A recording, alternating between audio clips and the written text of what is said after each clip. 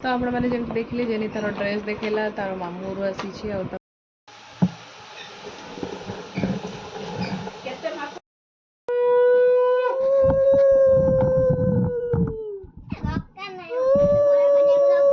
नमस्कार जय जगन्नाथ वेलकम करुच्ची मोर आ गोटे नुआ ब्लॉग को। तो आपण मैंने केमती अच्छा आशा करें मैंने भल रही मुझे बहुत भल अच्छी। आज जमीक प्रथमाष्टमी तो मो तरफ मोर पूरा परिवार तरफ आप समस्त गारिक शुभेच्छा शुभकामना।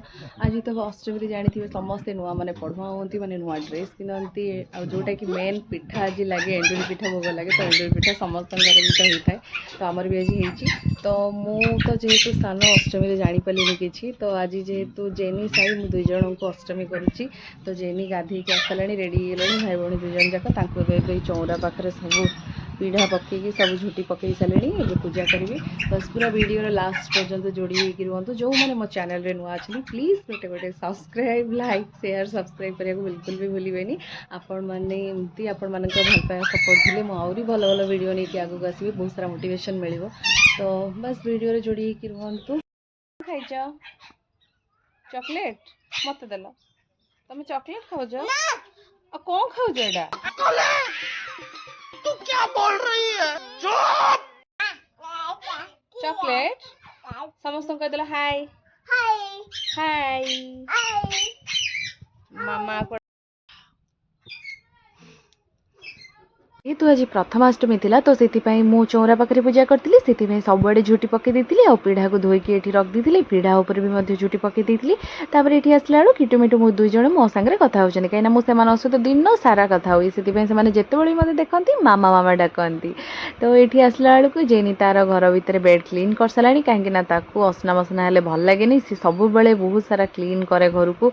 तो ये बेड क्लीन करके सी देखा सब तार नुआ ड्रेस से साई आ तार भाई भौणी दुई जनक मामू घर आ पापा सब ड्रेस आनी। तो ये सी पूरा ड्रेस दुकान खोलीदेला बेड उपर सब देखा मामा मु सब ड्रेस देखेबी माने समस्त को। तो से देखो यहाँ हूँ दीटा तीन टा आसी साईर आ तीन टा हूँ जेनीर। तो जेनी साईर ड्रेस देखिकी तार ड्रेस देखा आपण मानक केमती लगुच भाई भौणी दुई जनकर ड्रेस। तो सब पिला माने आमे भी जिते छोट थिलु जिते नुआ किसी गोटे ड्रेस आसेना आम मनर केते खुशी भरी जाए आम सब खाली माइंड रे थाए कि नुआ ड्रेस पिंधा। तो से भाया जेनी ये तार सब नुआ ड्रेस खोल कहे मामा मु कौटा पिंधि मुझे कहली आज दिन सारा खाली नुआ ही नुआ पिंध। तापर मन पड़ा आज एत सारा कम भितर रोषेई को पलि आसली प्रथम मटर आलू को बसई प्रेसर सीझाई ये माँ तर नड़िया करुले ये साई बसिक माँ पाखे खेलुला। देखो बाहर भ्यूटा केते सुंदर देखा मत रोषेई कला बेले ना बाहर टी बुली आसले भल लगे। तो ये फाइनाली आसली नड़िया करने माँ देदेले नड़िया करके मुझे प्रथम नड़िया को भाजीदेली। तापर मुझे कौन कली ना जो गुजराती आउ लवंग को छेचिकी जो रखी थी तो सहीटा टी पकईली। मुझे गोटे भूल करदेली गुड़टा को प्रथम पकाती तो मुझे गुड़टा को पछरे पकईदेली किंतु जितेबाला भी आपण मैंने नड़िया पूरा बनइबे प्रथम गुड़ पकईदेवे गुड़टा टी हो सारापर नड़िया पकईकी तापर गुजराती लवंग जहाँ भी आप पूरा जमी प्रस्तुत करेंगे सेमती करेंगे कि मुझे टी पछरे करदे भूल रे पकई दी। तो नड़िया उपर देखो मुझे गुजराती लवंगर छेचा पकईकी तापर ये माने गुड़टा टी बहलिया टाइप रे माने टी मुंडा मुंडा टाइप रे। तो मुझे ये करके मेल्ट करके नड़िया पुर मु बनाऊँगी। आम चीनी रे पुर करवा अलग टेस्ट लगे और गुड़ रे पुर करवा अलग टेस्ट लगे। तो गुड़ रे पुरटा कले ना बहुत टेस्ट लगे खायापाई।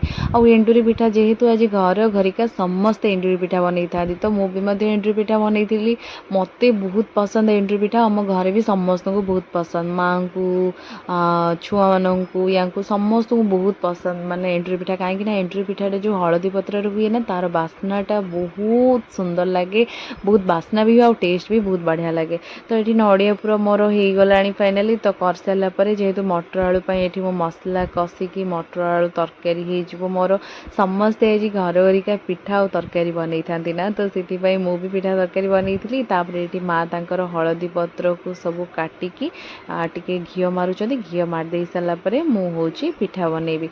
ये हलदी पत्र किसी माँ कदली पत्र भी नहीं आसते कहले कि कदली पत्र आ कि हलदी पत्र कि हलदी पत्र करके मुझे ठाकुर पाखे भोग लगे।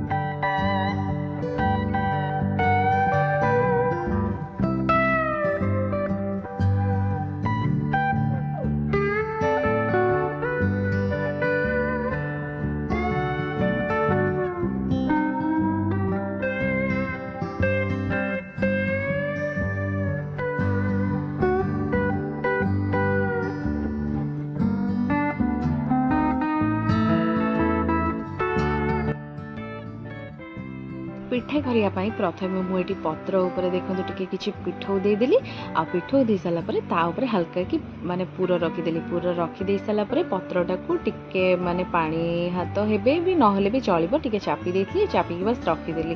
ବହୁତ ଇଜି ଏଣ୍ଡୁରି ପିଠା। ଆପଣମାନଙ୍କୁ ମୁଁ ଜାଣିନି କିନ୍ତୁ ଏଣ୍ଡୁରି ପିଠା ବହୁତ ଲୋକଙ୍କୁ ଲାଗେ କି ବହୁତ କଷ୍ଟ, କିନ୍ତୁ ଏଣ୍ଡୁରି ପିଠା ମୁଁ ତ କିଛି ଜାଣିନଥିଲି, ମୋତେ ତ କରିଲା ପରେ ଜଣାପଡ଼ିଲା କି ବହୁତ ସହଜ ଏଣ୍ଡୁରି ପିଠା। ତାପରେ କରିଦେଇକି ଏଠି ଇଟଲି ଚାଞ୍ଚ ଉପରେ ପିଠା ସବୁ ନଦେଇ ଦେଇଥିଲି ପିଠା ସିଝିବା ପାଇଁ।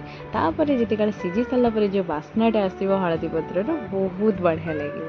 Few moments later.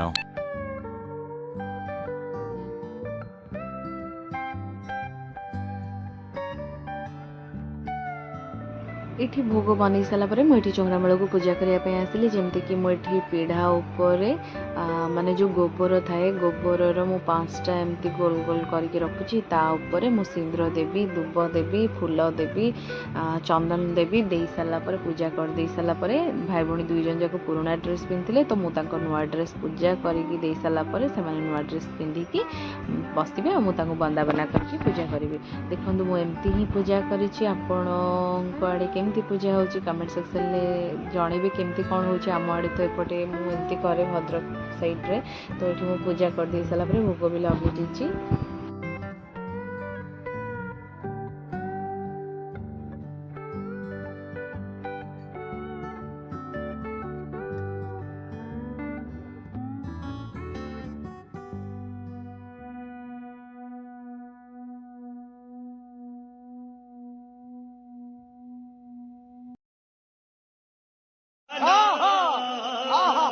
नचिया वाह वाह वाह वाह।